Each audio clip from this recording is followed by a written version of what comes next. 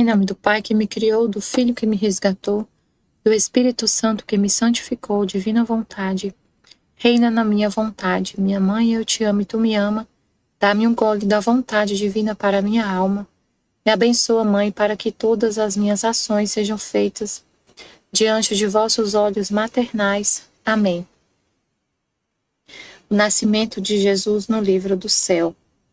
No volume 4, no dia 25 de dezembro de 1900, a Luísa vê o nascimento de Jesus. Ela diz: encontrando-me em meu estado habitual, me senti fora de mim mesma. E depois de ter virado, me encontrei dentro de uma caverna. E vi a rainha mãe que estava no momento de dar à luz ao menino Jesus. Que maravilhoso prodígio! Parecia-me que tanto a mãe como o filho estavam mudados em luz puríssima. Mas nessa luz distinguia-se muito bem a natureza humana de Jesus, que continha em si a divindade, que o servia como de véu para cobrir a divindade. De modo que, abrindo o véu da natureza humana, era Deus, e coberto com esse véu era homem.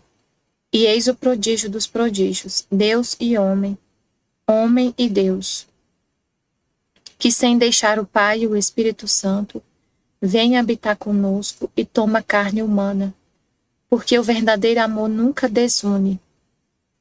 Agora me pareceu que a mãe e o filho, nesse felicíssimo instante, ficaram como espiritualizados, e sem o mínimo obstáculo Jesus saiu do seio materno, transbordando ambos em um excesso de amor, ou seja, esses santíssimos corpos transformados em luz, sem o mínimo impedimento, Jesus luz saiu de dentro da luz mãe, ficando sãos e intactos tanto um como o outro, retornando depois ao estado natural. Mas quem pode dizer a beleza do menino, que nesse momento de seu nascimento transcorria ainda externamente os raios de sua divindade? Quem pode dizer a beleza da mãe, que ficou toda absorvida naqueles raios divinos? Me parecia que São José não estava presente no momento do parto, mas que permanecia entre o canto da caverna, todo absorto naquele profundo mistério. E se não viu com os olhos do corpo, viu muito bem com os olhos da alma, porque estava arrebatado em êxtase sublime. Agora, no momento em que o menino saiu à luz, eu teria querido voar para pegá-lo em meus braços, mas os anjos me impediram, me dizendo que cabia à mãe a honra de ser a primeira a tomá-lo. Então a Virgem Santíssima, como sacudida, voltou em si, e das mãos de um anjo recebeu o filho em seus braços. O apertou tão forte no arrebatamento de amor em que se encontrava, que parecia que o queria meter de novo nela. Depois, querendo dar um desabafo a seu ardente amor, o pôs a mamar em seus seios. Entretanto, eu permanecia toda aniquilada, esperando ser chamada para não receber outra repreensão dos anjos. Então a rainha mãe me disse: Vem tomar teu amado e gozá-lo também tu. Desafoga com ele teu amor. Assim que disso me aproximei, e a mamãe o pôs nos braços. Quem pode dizer minha alegria, os beijos, os abraços, as ternuras? Depois que desabafei um pouco, disse-lhe: Meu amado, tu bebeste leite de nossa mãe, torna-me partícipe. E ele, condescendente, de sua boca derramou parte desse leite na minha, e depois me disse: Amada minha, eu fui concebido unida à dor. Nasci à dor e morri na dor. E com os 3 cravos com que me crucificaram, cravei as 3 potências, inteligência, memória e vontade daquelas almas que desejam me amar, fazendo-as todas atraídas a mim. Porque a culpa as tinha tornado doentes, dispersas do seu Criador e sem nenhum freio. E enquanto dizia isso, deu uma olhada no mundo e começou a chorar suas misérias. Eu, vendo-o chorar, disse: Amável menino, não entristeça uma noite tão alegre com teu pranto a quem te ama. Em lugar de dar desabafo ao pranto, demos desafogo ao canto. E assim dizendo, condescendente, de sua boca derramou parte desse leite na minha e depois me disse: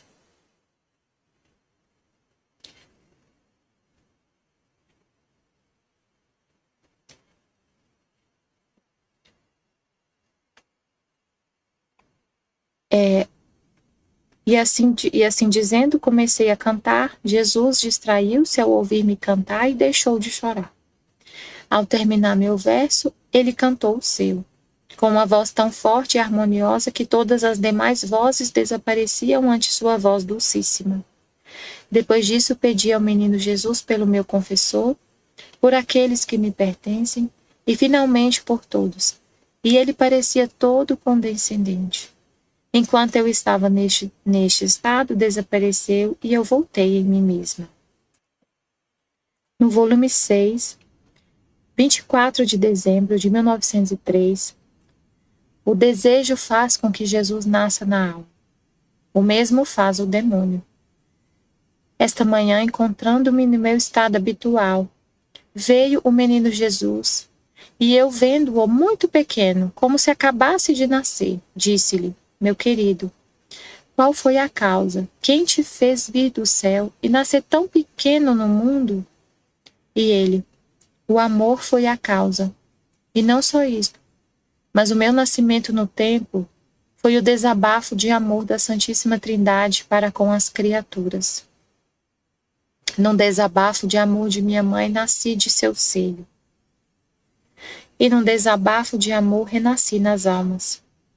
Mas este desabafo é formado pelo desejo. Assim que a alma começa a desejar-me, eu fico já concebido. Quanto mais se adentra no desejo, assim me vou alargando na alma. Quando este desejo enche todo o interior e chega a transbordar fora, então renasço em todo o homem, isto é, na mente, na boca, nas obras e nos passos. De igual modo, também o demônio faz seus nascimentos nas almas. Assim que a alma começa a desejar e a querer o mal, fica concebido o demônio com suas obras perversas. E se este desejo vem alimentado, o demônio se engrandece e enche todo o interior de paixões, as mais feias e asquerosas, e chega a transbordar fora, dando ao homem o caminho de todos os vícios. Minha filha, quantos nascimentos faz o demônio nestes tristíssimos tempos? Se tivessem poder, os homens e os demônios teriam destruído meus nascimentos nas almas.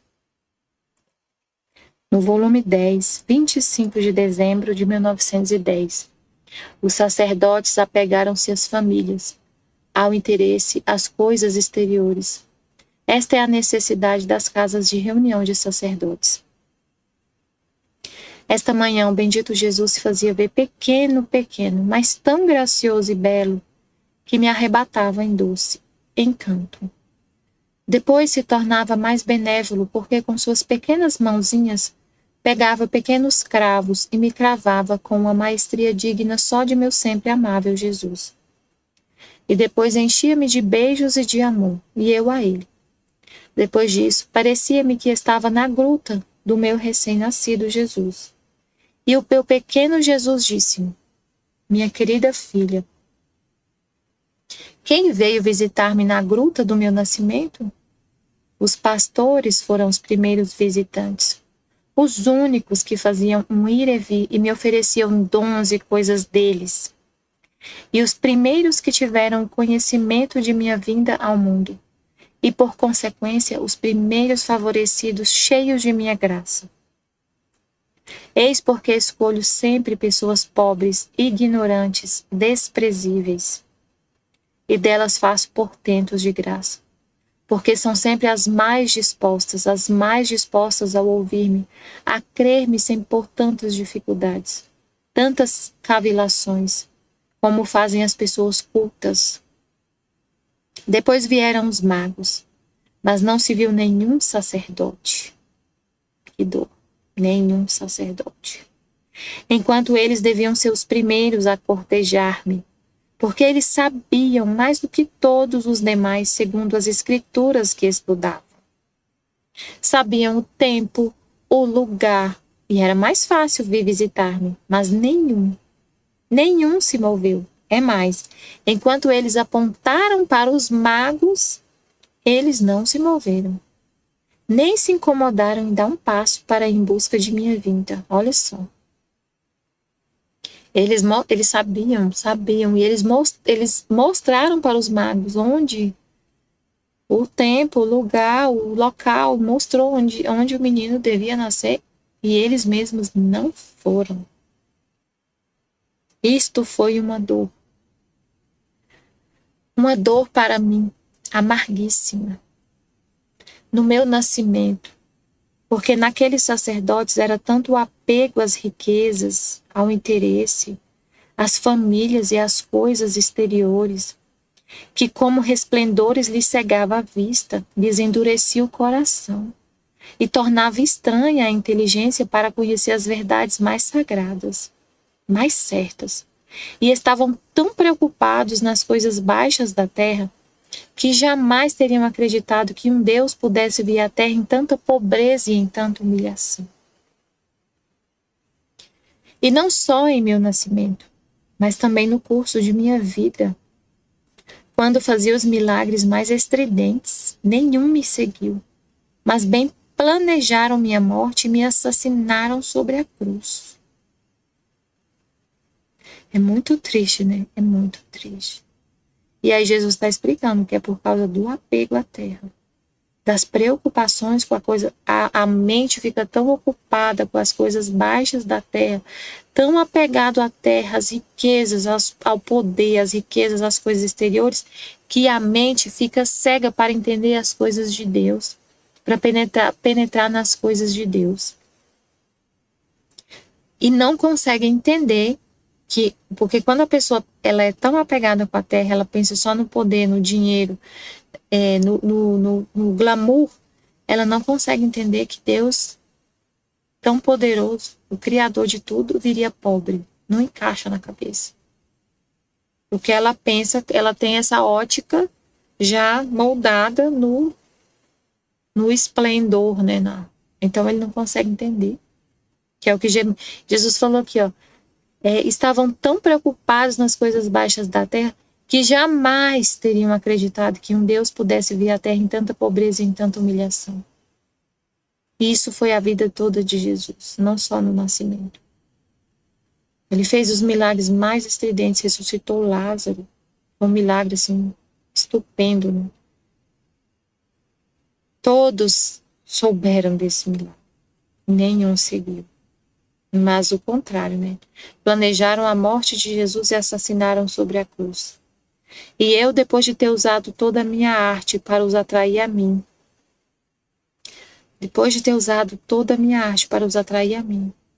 os coloquei no esquecimento e escolhi pessoas pobres e ignorantes, como foram meus apóstolos, e formei a minha igreja. Os segreguei das famílias, os libertei de qualquer vínculo de riquezas, enchi-os dos tesouros da minha graça e tornei-os hábeis para a direção da minha igreja e das almas. Totalmente desapegados da terra, né? Das famílias, dos interesses. E hábeis para dirigir a igreja e as almas. Agora deve saber que esta dor ainda me dura. Então, não mudou, gente. As coisas não mudaram. Não mudou. Ainda hoje, os sacerdotes. Aí ele vai falar aqui, os sacerdotes de hoje se irmanaram com os sacerdotes da época dele. Muito sério o que Jesus fala, né? Esta dor ainda me é dura, porque os sacerdotes destes tempos se irmanaram com os sacerdotes daqueles tempos. Se deram a mão no apego às famílias, ao interesse, às coisas exteriores, e pouco ou nada põe atenção ao interior. É mais, alguns se degradaram tanto que chegaram a fazer entender aos mesmos leigos que não estão contentes de seu estado, abaixando sua dignidade até o ínfimo e abaixo dos mesmos leigos. Minha filha. E assim, é Jesus que está falando da situação dos sacerdotes. É Jesus que está falando. Ele que tá falando, porque eu tava ouvindo agora. Eu tava na sala e minha mãe tava ouvindo alguma coisa no YouTube e era um sacerdote falando. Eu entendi que era um sacerdote que tava falando.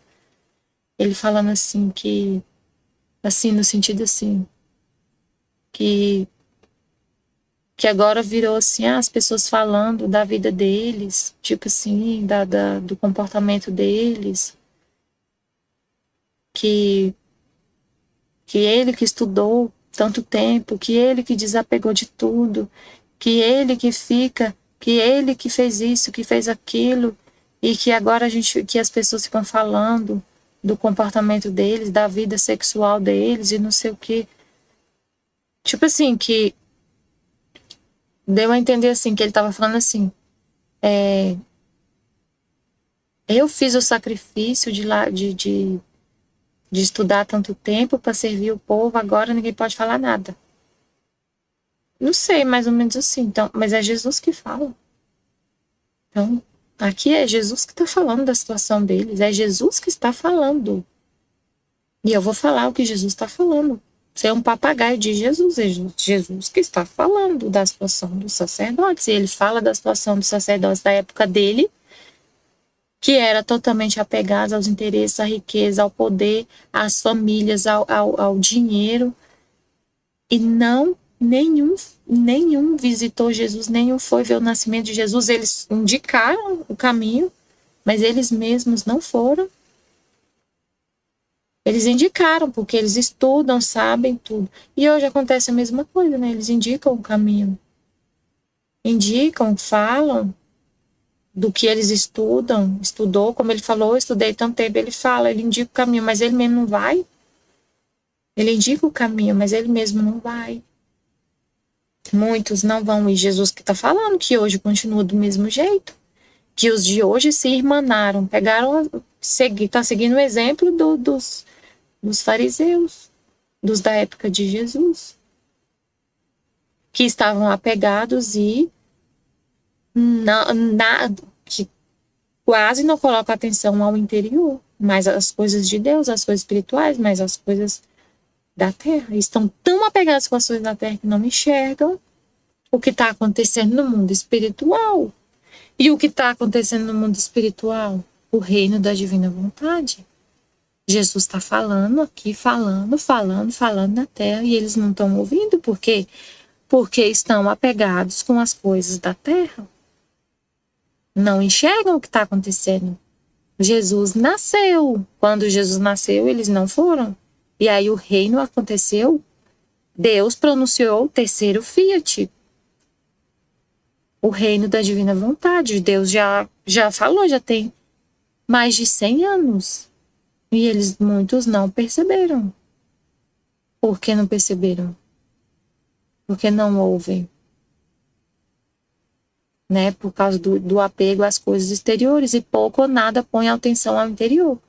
Muitos estão assim. Aí Jesus falou, alguns se degradaram tanto que chegaram a fazer entender aos mesmos leigos que não estão contentes de seu estado de sacerdote. Então, muitos não estão contentes. Aí, não estão contentes, eles fazem voto de castidade. Aí a gente percebe que eles não estão contentes nessa vida de celibato, do celibato dos votos, porque muitos quebram os votos. Então, dá a entender, não estão contentes, a gente entende, eles não estão contentes, não estão felizes no estado, porque quebraram o voto. E abaixando sua dignidade até o ínfimo e abaixo dos mesmos leigos. Ah, minha filha, que prestígio pode ter sua palavra nas pessoas? Pelo contrário, os povos, por sua causa, vão descendo na fé e no abismo de piores males. Caminham a tropeções e nas trevas, porque luz nos sacerdotes não vem mais. Então, é Jesus que está falando. Então, é Jesus, eu estou repetindo o que Jesus está falando. Ele que está falando. Dos sacerdotes. Esta é a necessidade das casas de reunião dos sacerdotes, a fim de que o sacerdote seja libertado das trevas de que é invadido, das famílias, do interesse e dos cuidados das coisas exteriores. possa dar luz de verdadeiras virtudes e os povos possam sair dos erros em que caíram. São tão necessárias essas reuniões que cada vez que a igreja chegou ao ínfimo, quase sempre este tem sido o meio para fazê-la ressurgir mais bela e majestosa. Então é muito, muito sério, né, o que Jesus fala, muito sério. Volume 16, 26 de dezembro de 1923. O morrer contínuo de Jesus e o morrer contínuo de Luísa na divina vontade. Passei dias amargos pela privação do meu doce Jesus. Senti-me como um vilíssimo trapo que Jesus tinha rejeitado porque lhe dava asco. Tão sujo estava e em meu interior ouvia dizer: na minha vontade não existem trapos, tudo é vida e vida divina. O trapo se rompe e se suja porque não contém vida. Em vez da minha vontade que contém vida e dá vida a tudo, não há perigo que a alma se possa reduzir a pedaços, muito menos sujar-se. E eu, não fazendo caso disso, pensava entre mim: que formosas festas natalícias me faz passar Jesus. Vê-se que me ama muito. E ele, movendo-se em meu interior, acrescentou. Então ela era oitavo, era dia 26, né? Estava na oitava de Natal, como a gente está agora. Como a gente está agora. Isso foi escrito em 26 de dezembro de 1923. E aí ela estava reclamando com Jesus. Que festa natalícia eu estou passando, né? Privação de Jesus, estou me sentindo um trapo, sujo. Ele falou, não tem isso na divina vontade. E é interessante que ele vai falar sobre o Natal. Aí ele falou, minha filha, para quem faz minha vontade é sempre Natal. Assim que a alma entra em meu querer, eu fico concebido em seu ato. Conforme vai cumprindo o seu ato, eu desenvolvo minha vida. Quando o termina, eu ressurjo e a alma é concebida em mim. Desenvolve sua vida na minha e ressurge em meus mesmos atos. Então, olhe, as festas de Natal são para quem uma vez por ano se prepara, se põe em graça, portanto sente em si algo de novo de meu nascimento. Mas para quem faz a minha vontade é sempre Natal. Eu renasço em cada ato seu. Então você gostaria que eu nascesse em você uma vez por ano? Não, não, para quem faz minha vontade, meu nascimento, minha vida, minha morte, minha ressurreição devem ser um ato continuado, nunca interrompido. De outra maneira, qual seria a diferença? A desmedida distância com as outras santidades. Não é muito interessante, né? Para quem vive na divina vontade, não é o Natal, é sempre Natal. Sempre Jesus está nascendo. Está nascendo em cada ato que a gente faz. A vida dele está sendo formada nos atos que a gente vive. A vida dele toda, a morte, a ressurreição, o nascimento, a vida pública, todos os atos de Jesus sempre, sempre, sempre. Ele renasce em cada ato. Ele está sempre na alma. Então não tem nascimento uma vez por ano. Não é como acontece com as outras pessoas que no Natal elas se preparam, confessam e aí a pessoa sente algo diferente porque Jesus nasceu. Ele não nasce uma vez por ano na nossa alma, para quem vive na divina vontade. Ele nasce a cada ato. Contínuo o nascimento dele. Aí ela fala, ao ouvir isto, senti-me mais amarga e pensei entre mim, quanta fantasia! Isto que ouço não é outra coisa que uma finíssima soberba minha. Só minha soberba podia sugerir-me chegar até me fazer escrever tantas coisas sobre a vontade de Deus. Os demais são bons, humildes, e por isso nenhum ousou escrever nada. E enquanto isso pensava, sentia tal dor de me sentir destroçado o coração, e procurava distrair-me para não ouvir nada. O que tremenda luta, até me sentir morrer. Então, enquanto estava neste estado, meu amável Jesus fez-se ver como se quisesse dizer outra coisa sobre sua santíssima vontade. E eu lhe disse, Jesus meu, ajuda-me. Não vês quanto a soberba há em mim? Tem piedade de mim. Livra-me desta refinada soberba. Eu não quero saber nada, só me basta amar-te. E Jesus, minha filha, As cruzes, as dores, as penas são como a prensa para a alma. Então ela estava sofrendo, ela estava passando por uma situação de sofrimento. E ela estava toda, né, confusa e falando um monte de coisa assim, né, estranha. E aí Jesus está falando para ela, as cruzes, as dores, as penas são como a prensa para a alma. E assim como a prensa serve para quebrar e descascar a uva, de modo que o vinho fica de um lado e o bagaço do outro. Assim as cruzes, as penas, como a prensa tira da alma o bagaço da soberba, do amor próprio, das paixões e de tudo o que é humano. Então ele está explicando para eles, você está pensando, não é soberba. Isso que você está escrevendo não é uma refinada soberba sua que te faz pensar que eu renasço em sua alma a cada ato e tudo sobre a vontade de Deus que ele está falando. O sofrimento que ela passa contínuo tira toda a soberba, é como a uva na prensa. De um lado fica o vinho, de outro o bagaço. Então tira tudo que é, tira a soberba, o amor próprio, as paixões e tudo que é humano. E deixam o vinho puro das virtudes. E minhas verdades encontram um caminho para comunicar-se e espalhar-se na alma como sobre uma tela branca, com caracteres indeléveis. Então, isso que ela está ouvindo não é soberba. São as palavras, é a comunicação de Deus. A alma, a gente passando por essa purificação, esses sofrimentos, as penas, as dores, as cruzes, purificam nossa alma. E Deus se comunica com a alma pura. Ele não fala que ele se comunica com os puros de coração. A nossa alma purificada recebe a comunicação de Deus. Aí ele consegue escrever e falar, escrever como numa tela branca, comunicar. Como podes então temer se cada vez que te manifestei minhas verdades sobre minha vontade, estas verdades sempre foram precedidas por cruzes, dores e penas? E por quanto mais sublimes estas verdades, tanto mais intensas e fortes as penas? Então, a nossa vida é assim. A vida de quem vive na divina vontade. A gente sofre, né? A gente sofre. Mas a gente aceita tudo, né? Tudo que acontece. E é por causa desse conhecimento, dessa consciência, a gente vê tudo é o trabalho de Deus na nossa alma, né? E olha como é importante as dores, as cruzes, o sofrimento para receber as verdades.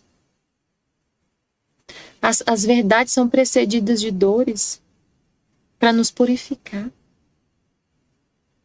Olha, não era outra coisa que a pressão da prensa que eu fazia em você para tirar o bagaço de todo humano. Olha só, gente, para ouvir Deus, até essa comunicação divina tem que tirar o bagaço do humano.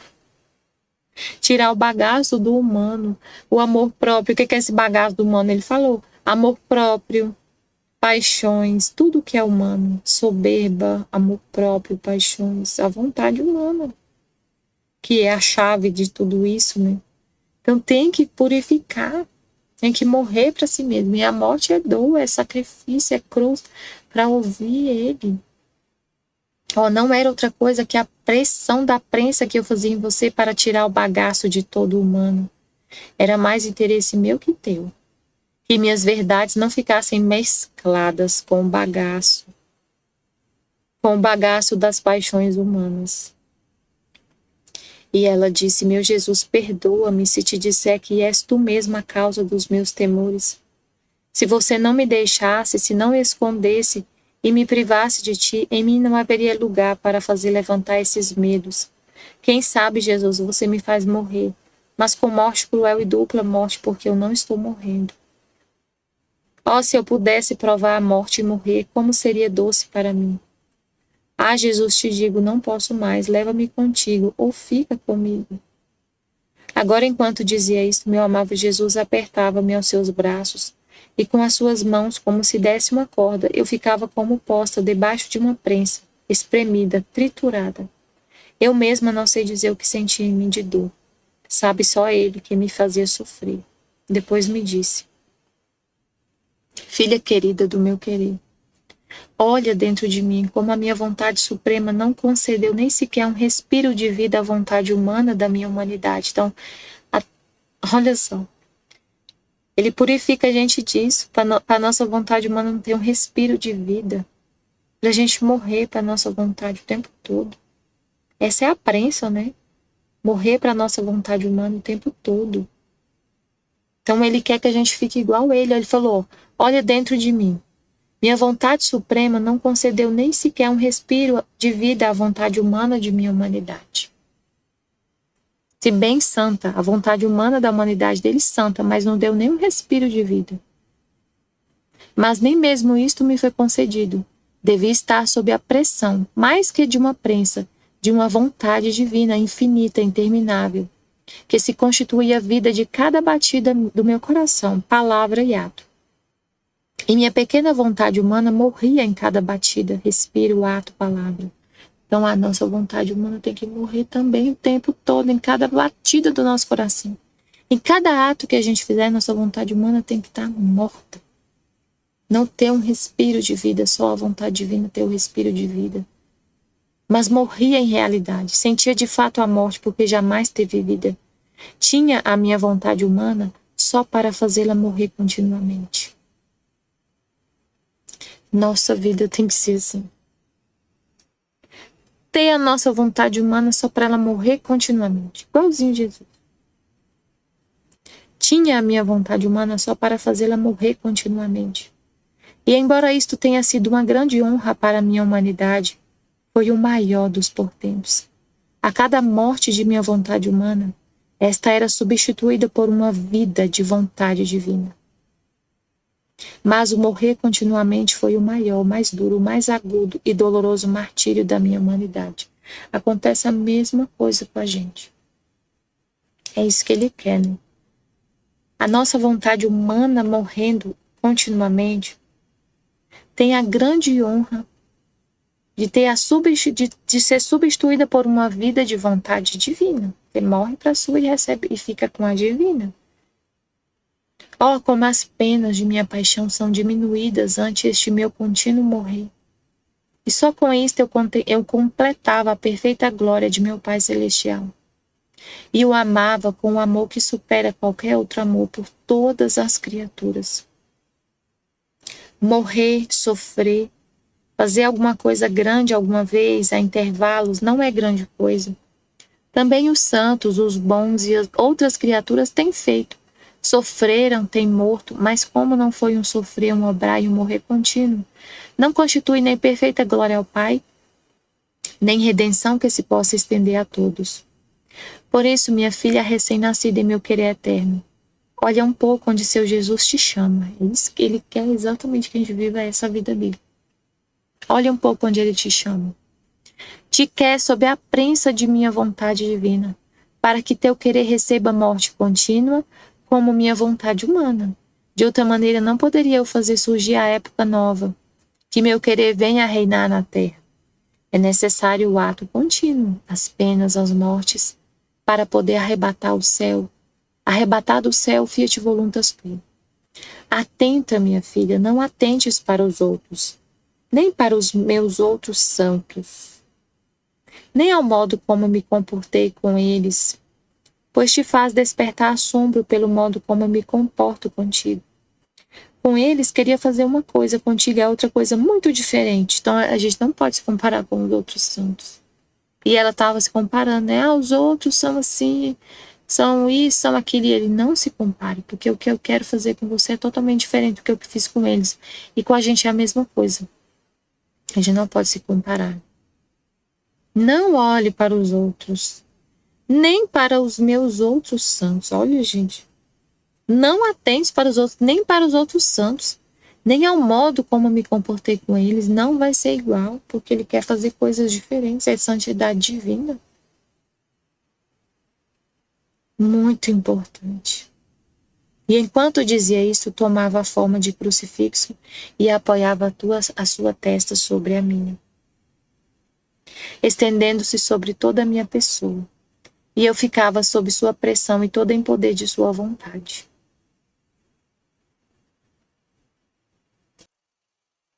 no dia 20 de novembro de 1925, volume 18, sobre as lágrimas de Jesus e como derramou todas as lágrimas das criaturas. Viver na divina vontade significa possuí-la. Estava pensando nas lágrimas que derramou o menino Jesus em seu nascimento e dizia entre mim: quão amargas devem ter sido essas lágrimas. Como lhe puderam agora congelar, agora queimar aquele terno rosto? Porque, pelo que eu sei, as lágrimas têm dois efeitos, segundo a causa pela qual são derramadas. Se a causa é por um amor, queimam e fazem dar em soluços. Se são produzidas pela dor, são geladas e fazem tremer. No meu menino real havia um intenso e infinito amor e uma dor sem fim, assim que muito lhe devem ter custado suas lágrimas. Agora, enquanto pensava nisso, o meu doce Jesus mexeu-se dentro de mim e fez-me ver o seu rosto banhado em lágrimas, mas tantas que uma corria atrás da outra, até lhe banhar o peito e as mãos, e suspirando disse-me: minha filha, minhas lágrimas começaram desde o primeiro instante de minha concepção, no seio de minha Mãe Celestial, e duraram até meu último respiro sobre a cruz. A vontade de meu Pai Celestial confiou-me também o trabalho das lágrimas, e devia derramar tantas de meus olhos por quantas devia derramar todas as criaturas juntas. Assim como concebi todas as suas almas em mim, assim devia derramar todas as suas lágrimas de meus olhos. Vê, pois, quanto chorei. De meus olhos derramei as lágrimas que as criaturas derramaram por paixões, para que as minhas apagassem as suas paixões. E derramei as lágrimas necessárias depois do pecado, para lhes dar a dor de me ter ofendido, e a convicção do mal que fizeram, preparando com minhas lágrimas o propósito de não me ofender mais. Tudo é Jesus, né? A gente acha que é alguma coisa. A pessoa acha que é alguma coisa, a gente acha que é alguma coisa, sem ler o livro do céu, a gente acha que, eu me arrependi de meu pecado. Eu fui na confissão e chorei os meus pecados e me arrependi por ter ofendido a Deus. Tudo Jesus. Jesus que deu essa graça, é uma graça. É graça. Tudo é graça. A gente é um nada. A gente não faz nada. Então é o padre lá falando: eu estudei, eu fiz isso, eu fiz o sacrifício de ter saído de casa, eu fiz o sacrifício de... Eu ouvindo, né, por alto a conversa lá, que a minha mãe estava ouvindo. Ele falando: ninguém pode falar nada, porque eu que fiz isso, eu que fiz, não fez nada. Tudo é graça, tudo é Deus, tudo é Jesus. Olha o que ele disse aqui, ó. Jesus falando: ele derramou lágrimas, as lágrimas que as criaturas derramaram por paixões, para que as minhas apagassem suas paixões. Então, se a pessoa se converte e morre para suas paixões, é graça de Deus, é de Jesus. Derramei as lágrimas necessárias depois do pecado, para lhes dar a dor de me ter ofendido. Quem dá a dor quando a gente ofende a Deus é Jesus. A convicção do mal que a gente faz, quando a gente toma consciência de que fez um mal e vai se confessar e chora nossos pecados, Jesus que fez isso. Ele que chorou para dar essas lágrimas para o pecador. Ele que chorou e deu. Derramou as lágrimas necessárias depois do pecado para lhes dar a dor de me ter ofendido e a convicção do mal que fizeram, preparando com minhas lágrimas o propósito de não me ofender mais. Quando a gente vive nesse propósito, eu não quero nunca, Senhor, te ofender. Quem que deu isso? Jesus. Com as lágrimas dele, ele deu isso, essa graça para a gente viver isso. Devo derramar as lágrimas para enternecer as almas, para fazê-las compreender as penas de minha paixão. Como também derramei lágrimas abundantes de amor, para atrair as almas a me amar, para captar sua simpatia e seu coração todo para mim. Basta dizer-te que não há lágrima que brote do olho humano que não tenha derramado eu de meus olhos. Ninguém soube das minhas tantas lágrimas. Todo mundo fala do Evangelho, só que Jesus chorou quando olhou para Jerusalém. Só falam dessas lágrimas de Jesus. Aí no livro do céu a gente sabe, Jesus chorou dessas lágrimas todas de Jesus. Ninguém soube das minhas tantas lágrimas, dos meus tantos choros ocultos e dos meus segredos. Quantas vezes, ainda como tenro menino, voava da terra ao céu, e encostando a minha cabecinha aos joelhos de meu Pai Celestial, chorava e soluçava. Dizia-lhe: meu Pai, olha, eu nasci no mundo para lágrimas e dor. Como os meus irmãos que nascem às lágrimas e morrem em pranto. E eu amo tanto estes irmãos que quero derramar todas as suas lágrimas de meus olhos. Não quero que nenhum me escape, para dar às suas lágrimas, lágrimas de amor, de dor, de vitória, de santificação e de divinização. Quantas vezes minha querida mamãe, me olhando, ficava trespassada ao me ver todo banhado em pranto. E ela unia, pela dor de me ver chorar, suas lágrimas às minhas, e chorávamos juntos. Às vezes me vi obrigada a esconder-me para dar desabafo ao pranto, para não traspassar seu inocente e materno coração. Outras vezes esperava que minha Mãe Celestial, por necessidade, se ocupasse em seus afazeres domésticos, para dar desabafo a minhas lágrimas, para poder completar o número das lágrimas de todas as criaturas. Meu Deus. Então, eu, ao ouvir isso, lhe disse: meu Jesus, meu amor, já que também minhas lágrimas foram derramadas por teus olhos, como também as de nosso primeiro pai Adão, eu quero que as derrames sobre minha alma, para me dar a graça não somente de fazer tua santíssima vontade, mas de possuí-la como coisa e vontade minha. Amém.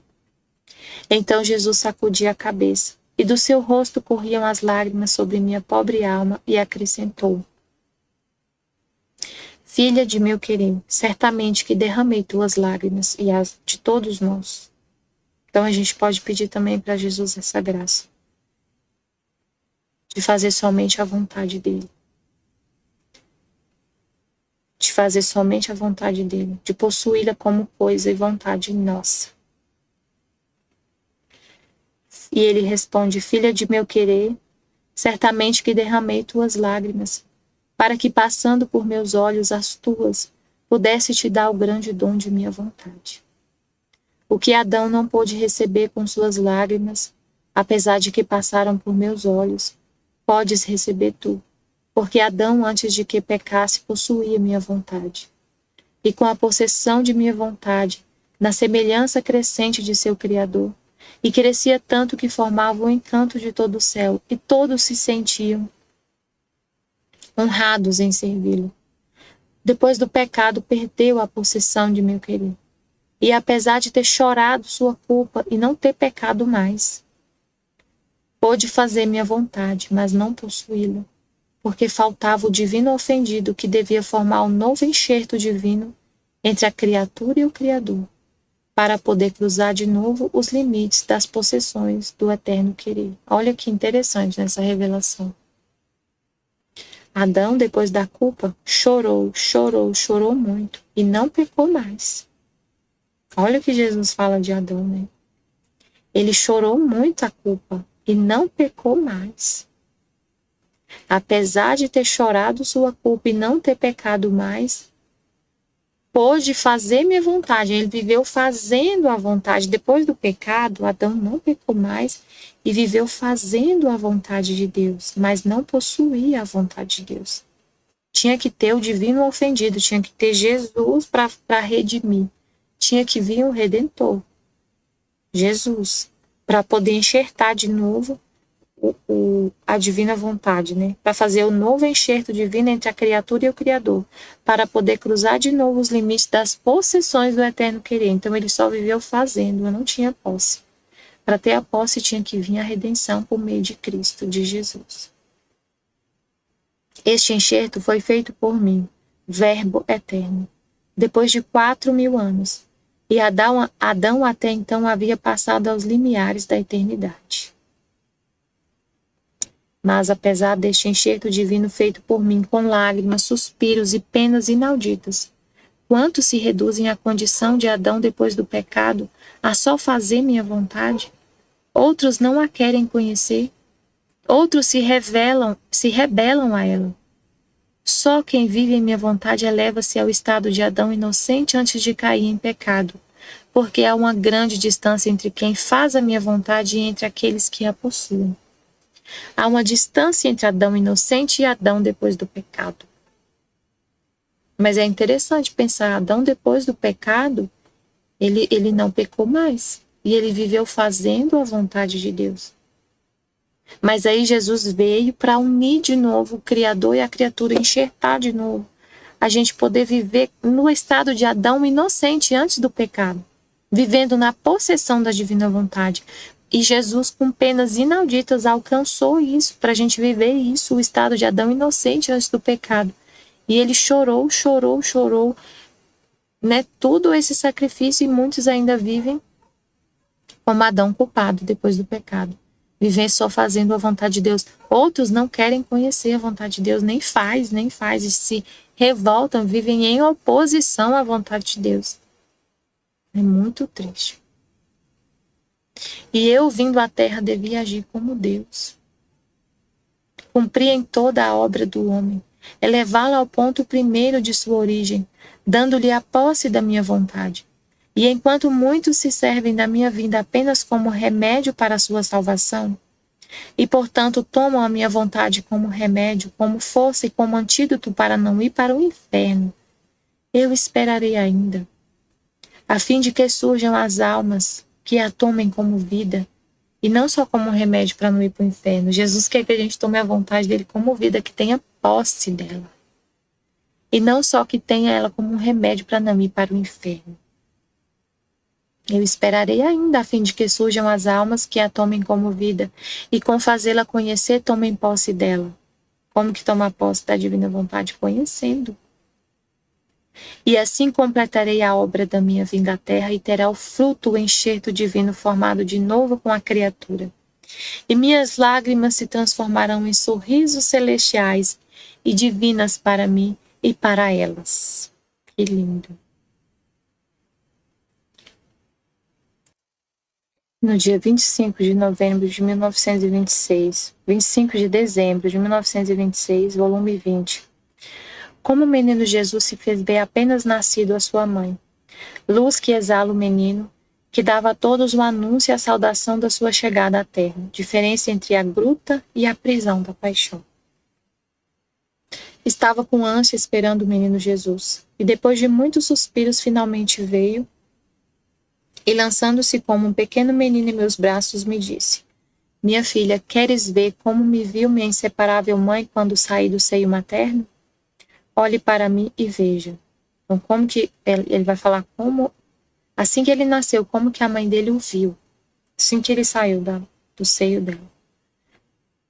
Eu olhei e o via pequeno menino, de uma inédita beleza, atraente.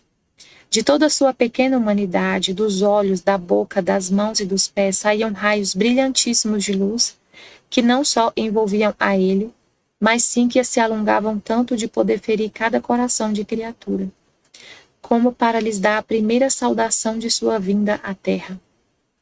O primeiro toque para chamar os corações, para que ele abrissem e despedisse um albergue neles, uma morada, né? Aquele chamado era doce, mas penetrante. Mas como era chamado de luz, não fazia ruído, mas se fazia ouvir mais alto que qualquer rumor. Nossa! Assim, naquela noite, todos sentiam uma coisa incomum em seus corações, mas pouquíssimos foram os que o abriram para dar-lhe um pequeno refúgio.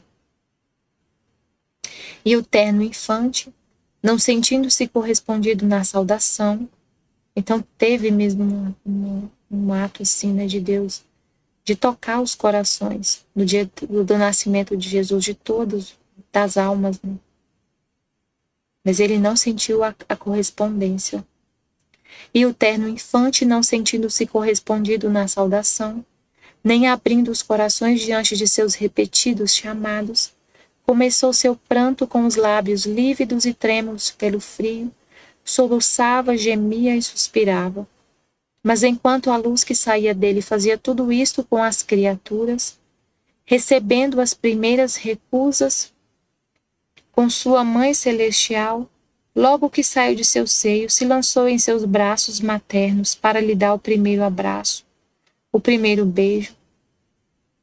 E como seus pequenos braços não conseguiam abraçá-la toda, a luz que saía de suas mãozinhas a cercou toda, de modo que mãe e filho foram investidos pela mesma luz. Oh, como a mãe rainha correspondeu ao filho com seu abraço e beijo, de modo que ficaram tão estreitados juntos que pareciam fundidos um no outro. Com seu amor reparou a primeira rejeição recebida por Jesus por parte dos corações das criaturas. E o amado e amoroso menino depositou no coração de sua mãe seu primeiro ato de nascer, suas graças, sua primeira dor, para fazer com que o que se via no filho se pudesse ver em sua mãe. Depois disso, o gracioso menino veio em meus braços e, me apertando forte e forte, sentia que ele entrava em mim e eu nele, e depois me disse: minha filha, quis te abraçar como abracei minha amada mamãe, a fim de que também você recebesse meu primeiro ato de nascer e minha primeira dor, minhas lágrimas, meus ternos gemidos, a fim de que se mova a compaixão de meu estado doloroso de meu nascimento. Se não tivesse a minha mãe na qual depositar todo o bem de meu nascimento e fixar nela a luz de minha divindade, que eu, verbo do Pai, continha, não teria encontrado ninguém, nem onde depositar o tesouro infinito de meu nascimento, nem onde fixar a luz de minha divindade que de minha pequena humanidade transparecia. Meu Deus! Por isso vê como é necessário que, quando se decide pela majestade suprema fazer um grande bem às criaturas, que pode servir como bem universal, que escolhamos uma só para dar-lhe tanta graça, para poder receber em si todo aquele bem que devem receber todos os demais. Porque se os outros não recebem tudo ou em parte, nossa obra não fica suspensa em seu fruto, pois a alma escolhida recebe nela todo aquele bem, e nossa obra recebe a correspondência do fruto. Assim que minha mãe foi não só a depositária de minha vida, mas de todos os meus atos. Então, olha só o que ele está falando, é muito importante, né? Ele quis que todos recebessem, né, esse amor na hora do nascimento dele, a luz da divindade, mas não teve ninguém. Se não fosse a mãe dele para receber, não tinha onde depositar todo aquele amor. Todo aquele amor, não teria onde depositar. E aí ele escolhe uma alma para ter onde colocar todo esse bem que ele quer dar universal. E aí, com esse conhecimento, os conhecimentos do livro do céu, a mesma coisa. Então ele depositou tudo na Luísa.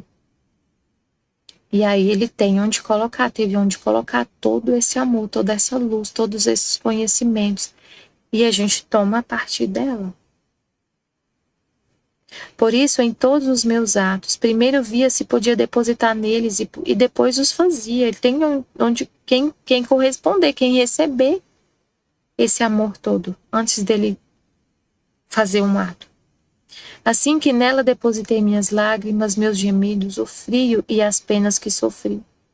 E ela fazia eco a todos os meus atos, e com incessante agradecimento recebia tudo. Havia uma competição entre mãe e filho, eu a dar e ela a receber.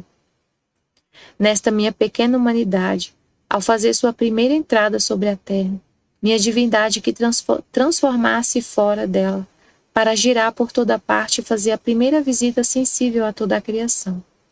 Céus e terra, todos receberam esta visita de seu Criador. Fora do homem. Jamais tinha recebido tanta honra e glória como quando viram no meio deles o seu rei, o seu Criador. Todos se sentiam honrados porque deviam servir àquele do qual tinha recebido a existência. Por isso todos fizeram festa. Por isso meu nascimento, por parte de minha mãe e de toda a criação, me foi de grande alegria e glória. Por parte das criaturas me foi de grande dor. Eis porque vim a ti, para me sentir repetir as alegrias da minha mãe e depositar em ti o fruto do meu nascimento. Depois disso, estava pensando como era infeliz aquela gruta onde o menino Jesus havia nascido. Como estava exposta a todos os ventos, ao frio, de fazer tremer pelo frio. Em vez de homens, havia bestas que lhe faziam companhia. Por isso pensava qual poderia ser mais infeliz e dolorosa, a prisão da noite de sua paixão ou a gruta de Belém. E minha doce criança acrescentou, minha filha, não se pode comparar a infelicidade da prisão da minha paixão com a gruta de Belém. Com certeza não. Na gruta tinha a mãe dele, tinha São José. Aí ele vai falar, na gruta tinha minha mãe, em alma e corpo estava junto comigo. Portanto, tinha todas as alegrias da minha amada mãe, e ela tinha todas as alegrias de mim, seu filho, que formavam o nosso paraíso. As alegrias de mãe, ao possuir o filho, são grandes. As alegrias de possuir uma mãe são maiores ainda. Eu encontrava tudo nela, e ela encontrava tudo em mim. Além disso, estava meu amado pai São José, que me fazia de pai, e eu sentia todas as alegrias que ele sentia por minha causa. Em vez disso, na minha paixão, todas as nossas alegrias foram interrompidas, porque devíamos dar lugar à dor, e sentíamos entre mãe e filha a grande dor da próxima separação, pelo menos sensível, que devia acontecer com minha morte. Na gruta, as bestas me reconheceram e, honrando-me, procuravam aquecer-me com seu fôlego. Na prisão, nem sequer os homens me reconheceram, e para insultar-me, cobriram de escarros e de vergonha. Por isso não há comparação entre um e outro. Com certeza, né? Meu Deus. No dia 20 de fevereiro de 1938, Jesus disse, volume 35. Jesus, ao encarnar-se, formava de si tantos Jesus, por quantas criaturas deviam existir, a fim de que cada uma tivesse um Jesus à sua disposição. Estou entre os braços do querer divino, o qual me ama muito, e para me fazer ver quanto me ama, quer dizer-me sempre sua longa e eterna história de amor, acrescentando novas surpresas pelas quais fica tão envolvido que resulta impossível não amá-lo. E somente quem é ingrato e sem critério poderia fazê-lo. Depois, o Fiat Divino fazia-me presente o que tinha feito no planejamento do Verbo à Terra. E meu doce Jesus, repetindo sua habitual visita, todo bondade, me disse, minha pequena filha de meu querer, você deve saber que meu amor é tanto, que sente a necessidade de desabafar e de confiar seus segredos a quem vive em meu querer, a fim de que, estando em dia de tudo, amemos com um só amor, e repita nela o que eu fiz em mim mesmo. Escuta então, minha filha, até onde chega o excesso de meu amor, o qual me fazia fazer coisas inauditas e incríveis às mentes criadas. Ao vir à terra, quis formar de mim tantos Jesus, por quantas criaturas haviam existido, existiam e existirão. Assim, cada uma devia ter o seu Jesus todo seu, à sua disposição. Portanto, devia ter a minha concepção para ficar concebida em mim, o meu nascimento para renascer, as minhas lágrimas para se lavar, a minha idade infantil para se restabelecer e dar início à sua nova vida, meus passos por vida e guia dos seus, minhas obras para fazer surgir suas obras nas minhas penas como bálsamo e força das suas, e como satisfação de qualquer dívida contraída com a divina justiça. Uau! Minha morte para reencontrar sua vida, minha ressurreição para ressurgir de tudo em minha vontade, e a glória completa que devia dar a seu Criador. É isto com sumo amor, com razão, com justiça e com suma sabedoria. Meu Pai Celestial devia encontrar em mim, para satisfazer-se e glorificar-se, para ser correspondido por tanto amor seu, tantas vidas minhas por quantas criaturas havia tirado e devia tirar à luz do dia. E ainda que nem todos tomem esta vida minha, meu Pai Celestial exigia minha vida para glorificar-se por tudo o que tinha feito na obra da criação e da redenção. Posso dizer que assim que o homem se subtraiu de nossa vontade, cessou a glória que lhe era devida a meu Pai divino. Portanto, se não formava de mim tantos Jesus, por quantas criaturas existem, a glória do meu Pai Celestial teria ficado incompleta. E eu não podia fazer obras incompletas. Meu amor me teria feito a guerra se não tivesse formado de mim tantos Jesus. Primeiro por decoro e glória nossa, e depois para dar o bem completo a cada uma das criaturas. Por isso, nossa maior dor é que, apesar de tantas vidas minhas que estão à disposição de cada um, quem não as reconhece, quem não as olha, quem não se serve delas, quem as ofende, quem toma apenas as migalhas de minha vida. Poucos são aqueles que dizem: faço a vida de Jesus com Jesus e amo como ama Jesus e quero o que Ele quer. Estes últimos são a correspondência, junto comigo, da glória e amor da criação e redenção. Mas apesar de nem todas estas vidas minhas servirem à criatura, ainda assim servem admiravelmente à glória do meu divino Pai. Porque não vim à terra somente pelas criaturas, mas para reintegrar os interesses e a glória do meu Pai Celestial.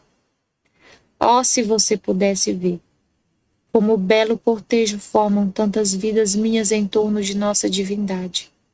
E quanto amor e glória saem delas. Você ficaria de tal maneira extasiada que seria difícil voltar em você mesma. Jesus fez silêncio. E eu via diante da minha mente tantos Jesus por quantas criaturas existem. Mas como tinha um espinho no coração que me torturava, me amargurava até a medula de meus ossos por uma pessoa tão querida por mim e necessária à minha pobre existência, pois estando em perigo de morrer eu queria a qualquer custo salvá-lo. Por isso tomava a divina vontade, fazia a toda minha e em minha dor dizia: Jesus, tua vontade é minha, tua potência e imensidão estão em meu poder. Eu não quero que morra e também tu não deves querer. Meu Deus, senti como se lutasse com uma potência. E para vencer, minha mente se pôs ante a divindade e punha em torno dela a extensão do céu com todas as estrelas em oração, a vastidão da luz do sol com a força de seu calor, a criação toda em oração. E além disso, punha os mares de amor, de poder da Rainha do céu, as penas, o sangue derramado por Jesus, como tantos mares em torno da divindade. Tudo em oração, e além disso, aos muitos Jesus de cada uma das criaturas, para que tivessem um suspiro, uma oração para obter o que eu queria. Mas qual não foi minha surpresa e comoção ao mesmo tempo, ao ver e ouvir que os tantos Jesus de cada uma das criaturas rogavam para obter o que eu queria? Eu fiquei confusa ao ver tanta bondade e condescendência divina. Seja sempre agradecido e abençoado, e tudo seja para a sua glória. Volume 36,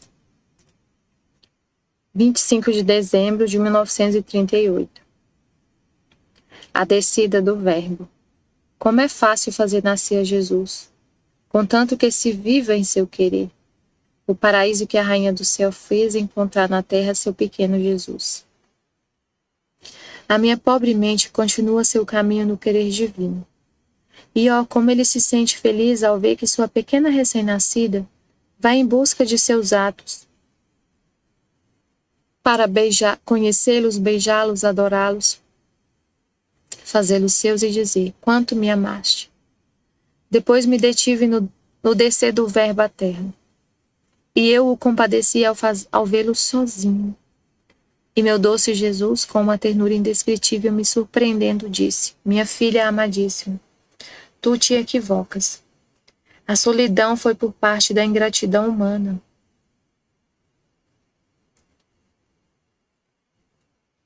Mas pela parte divina e de nossas obras, todas me acompanharam.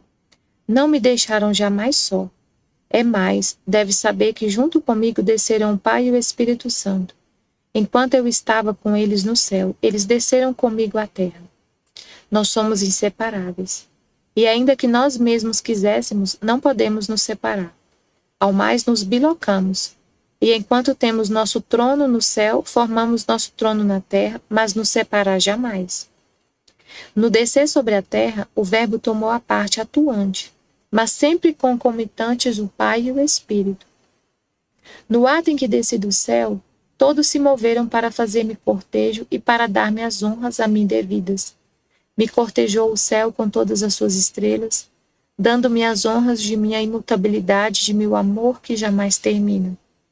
Me cortejou o sol, me dando as honras de minha eterna luz. Oh, como me elogiou bem com a multiplicidade de seus efeitos. Posso dizer que me fazendo berço com sua luz, posso dizer que como fazer berço com sua luz e com seu calor. Em sua muda linguagem me dizia, tu és luz, e eu te honro, te adoro, te amo com a minha mesma luz com que me criaste. Todos me circundaram, o vento, o mar, o passarinho, todos e tudo para me dar o amor, a glória com que eu os tinha criado. E quem louvava o meu império, quem a minha imensidão, quem as minhas infinitas alegrias. As coisas criadas me faziam festa, e se eu chorava, também elas choravam, porque minha vontade, residindo nelas, as tinha ao dia do que eu fazia. E ó, como se sentiam honradas ao fazer o que fazia seu Criador. Além disso, tive o cortejo dos anjos que nunca me deixaram sozinho. E como todos os tempos são meus, tive o cortejo de meu grande povo, que viveria em meu querer, o qual me levava em seus braços. E eu o sentia palpitante em meu coração, em meu sangue e meus passos. E só de me sentir investido por este povo, amado com minha mesma vontade, sentia-me como correspondido por minha descida do céu à terra. Este era meu fim primário, o reordenar o reino da minha vontade no meio dos meus filhos. Jamais teria criado o mundo se não devesse ter meus filhos que me assemelhassem. E se não vivessem de minha mesma vontade. Nossa, uau! Ele não teria nem criado o mundo se não fosse para ter se ele não tivesse, visse que teria esses filhos. E os filhos da divina vontade já faziam companhia para Jesus. Ele já via, né? Ela se encontraria nas condições de uma pobre mãe estéril, que não tem poder de gerar e que não pode formar-se uma família própria. Mas a minha vontade tem o poder de gerar e de formar a sua grande geração, para formar a sua família divina. Depois continuava pensando na descida do Verbo divino e dizia entre mim, como pode Jesus nascer em nossas almas? Interessante a pergunta dela. Como Jesus nasce na nossa alma? Minha filha, fazer-me nascer é a coisa mais fácil, muito mais que nós não sabemos fazer coisas difíceis. Nossa potência facilita tudo. Desde que a criatura vive em nosso querer, tudo está feito. Enquanto quer viver dele, forma a habitação ao teu pequeno Jesus. Conforme quer dar início a fazer seus atos, assim me concebe. E conforme cumpre seu ato, me faz nascer. Conforme ama em meu querer, me veste de luz e me aquece das muitas friezas das criaturas. E cada vez que me dá a sua vontade e toma a minha, eu me entretenho e formo o meu jogo e canto vitória por ter vencido ao querer humano. Me sinto o pequeno rei vencedor. Veja então, minha filha, como é fácil por parte do seu pequeno Jesus. Porque quando encontramos nossa vontade na criatura, podemos fazer tudo. Ela nos fornece tudo o que é necessário e queremos formar a nossa vida e as nossas mais belas obras. Em troca, quando não está nosso querer, ficamos impedidos.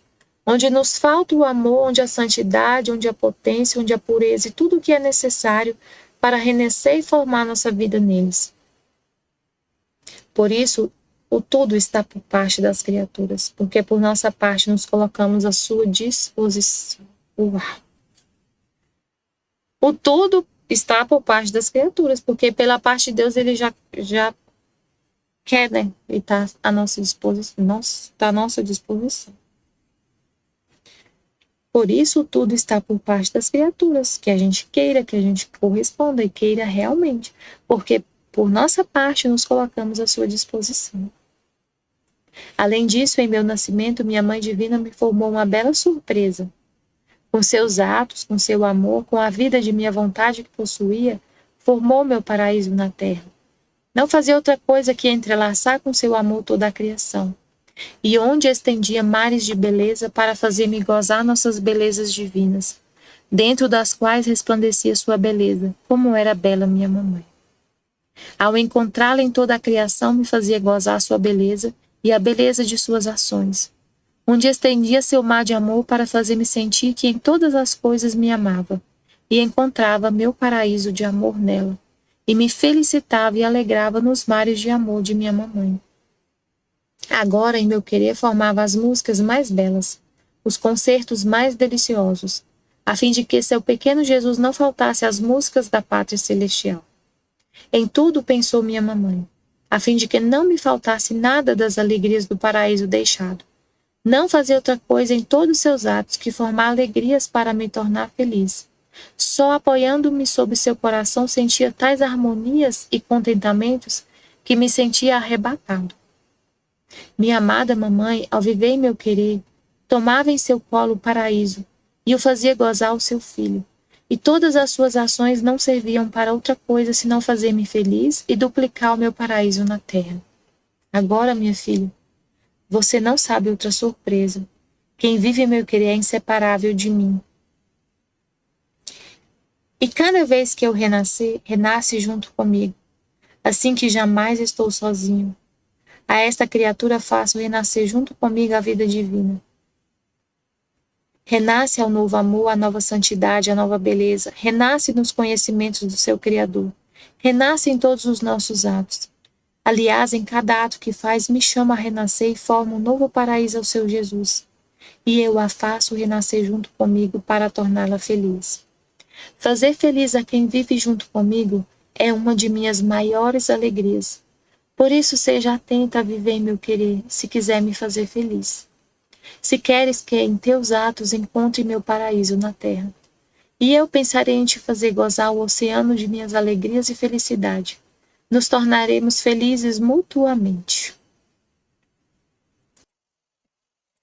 No dia 28 de dezembro de 1938, a Luísa disse que ela estava contemplando o nascimento do pequeno Jesus, que tremia de frio, chorava e soluçava amargamente, e com seus olhos cheios de lágrimas me olhava pedindo ajuda. E entre soluços e gemidos me disse: minha boa filha, a falta de amor das criaturas me faz chorar amargamente. Como não me vejo amado, sinto-me ferido e me dá tal dor que me faz dar em soluços. Meu amor corre sobre cada uma das criaturas, as cobre, as esconde, e me constituo vida de amor para elas, as quais, ingratas, não me dizem nem sequer um te amo. Como não devo chorar? Por isso, me ame, se quiser me acalmar o pranto. Amém, Fiat Jesus, eu confio em vós. Amém.